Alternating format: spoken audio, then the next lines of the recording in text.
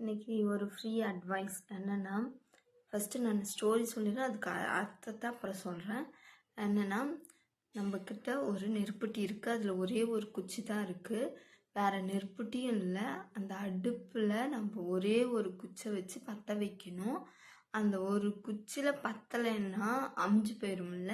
அதனால் அந்த ஒரே ஒரு குச்சியில் எப்படியாவது நம்ம ட்ரை பண்ணி பற்ற வச்சிடணும். அதே மாதிரி தாங்க நம்ம வாழ்க்கையும்.